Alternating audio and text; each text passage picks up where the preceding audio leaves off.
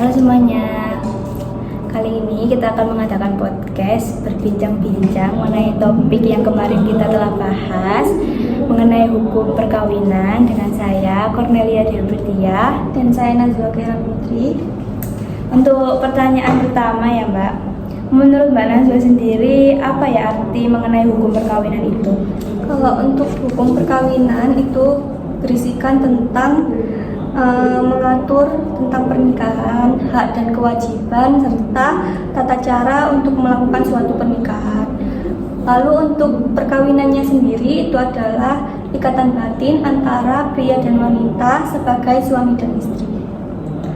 Oh begitu ya. Dulu kan saat masa pandemi 2020, pernikahan dini kan melonjak besar ya Mbak, sampai ke 97 permohonan dispensasi. Menurut Mbak Nazwa itu, apakah pernikahan dini ini sudah memenuhi syarat keabsahan perkawinan ya? Menurut saya tidak memenuhi, karena pernikahan dini itu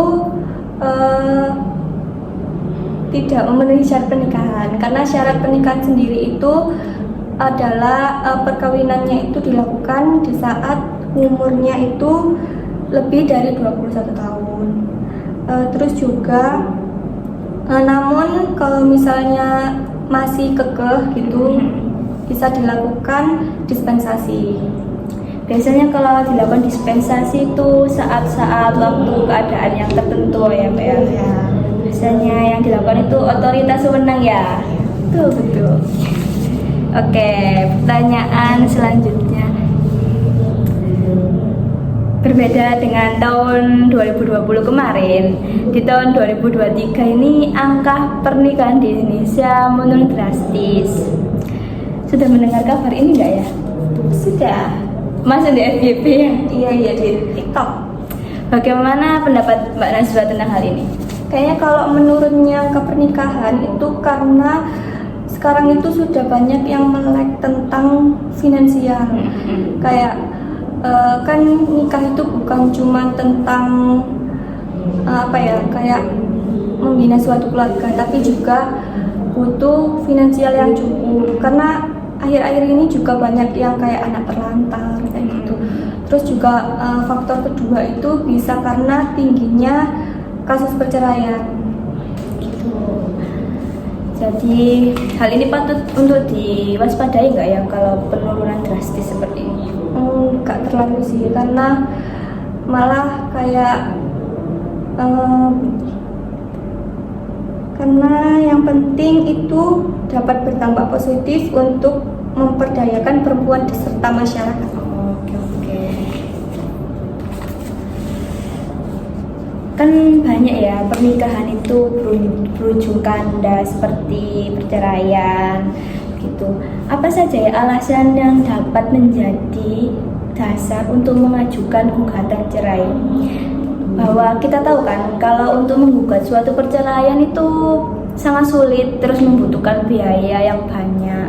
Jadi bagaimana ya Mbak cara untuk mengajukan gugatannya? Apa saja yang bisa? Alasan? Iya alasannya.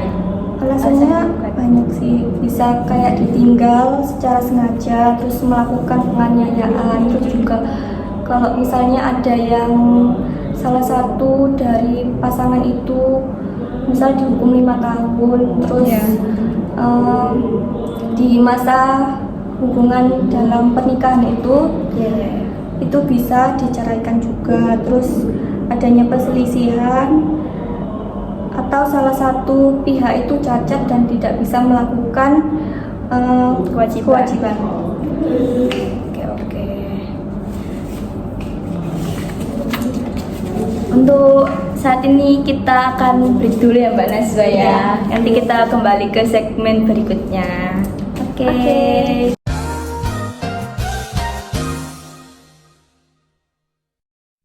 Halo, kita kembali ke segmen kali ini ya Mbak Nazwa dengan Mbak Nazwa sendiri.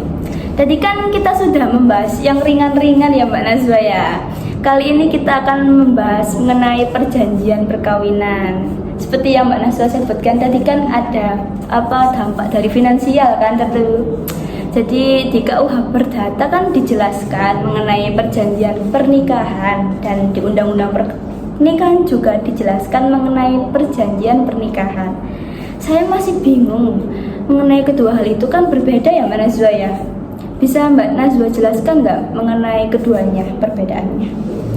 Kalau dalam KUH Perdata itu mengatur secara bulat di pasal 119 itu berarti kekayaan istri itu menjadi kekayaan bersama. Oke. Terus itu jika mereka bercerai, meskipun baru 1 bulan, maka kekayaan mereka itu harus dibagi menjadi 2 masing-masing setengah bagian. Oke, begitu. Tapi berbeda dengan UU perkawinan. Kalau di UU perkawinan itu lebih ke hukum adat, Ya, oke. yang dimana perpisahan itu milik masing-masing, yang dicampur adalah harta yang diperoleh saat melakukan pernikahan. Berarti harta yang diperoleh setelah adanya berlangsungnya pernikahan, seperti itu ya. Oke, pertanyaan selanjutnya mengenai di desa kan masih banyak ya pernikahan dini. Nah, di desa saya tuh kayak ada seorang gadis ingin melanjutkan karirnya. Namun orang tuanya tuh kekeh buat nikahin gadis itu, padahal kan masih berumur 17 tahun gitu loh, Mbak. Bagaimana ya cara gadis itu mendapat pencegahan atau pembatalan perkawinan yang tidak ia inginkan seperti itu? Pencegahan tersebut dapat dilakukan dengan beberapa Cara langkah.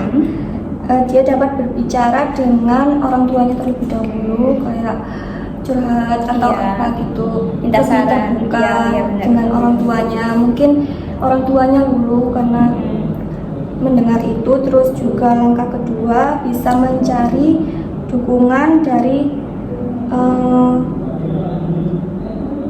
anggota keluarga lainnya, tokoh masyarakat, atau menyampaikan keinginannya kepada yang lain juga, kayak temennya atau Pihak suami ya juga Iya. ya, biar mengerti perasaannya untuk melanjutkan karir lebih dahulu. Tapi kalau misalnya udah dilakukan semua tapi gak bisa membuahkan hasil, itu dia juga bisa mencari bantuan dari organisasi yang bergerak dalam bidang pencegahan itu tadi. Oh, gitu. Oke. Terus kan di pasangan suami istri kan pasti ada tanggung jawab sama hak dan kewajiban ya. Apa saja ya hak dan kewajiban pasangan suami istri itu? Yang pertama itu pastinya menegakkan rumah tangga, terus juga memiliki kedudukan yang sama. Yang suami sebagai kepala keluarga itu pastinya untuk menghidupi keluarganya, bekerja untuk menghasilkan berbagai biaya juga ya kan. Terus ibu sebagai ibu rumah tangga juga harus bisa untuk mengurus rumah tangga. Terus juga menciptakan lingkungan yang harmonis di keluarga dan menyayangi satu sama lain. Oke, Mbak Nazwa, kita lanjut ke pertanyaan yang terakhir ya. Kita kan tinggal di Sidoarjo. Apakah ada ya peningkatan kasus perceraian di sini? Mungkin bisa dari tahun berapa gitu dijelaskan. Kalau jumlah kasus perceraian di Sidoarjo sendiri itu dari Pengadilan Negeri Sidoarjo itu dari 2016 sampai 2019 itu ada peningkatan drastis, yaitu di 2016 itu ada 92 kasus, terus 2017 ada 108 kasus, 2018 ada 109 kasus, dan 2019 itu ada 131 kasus. Terus kalau di Pengadilan Agama sendiri itu juga ada peningkatan drastis. Di 2016 ada sekitar 3.962 kasus. Terus di 2017 ada 4.202 kasus. Yang di 2018 dan 2019 itu kasusnya jumlahnya sama, yaitu 4.454. Jadi begitu ya Mbak Nazwa. Terima kasih ya udah hadir di podcast Iya, kali ini Mbak Nazwa. sama-sama. Oke. Sangat senang loh. Oh iya. Oke, untuk kali ini podcastnya selesai ya. Terima kasih. Wassalamualaikum warahmatullahi wabarakatuh. Dadah.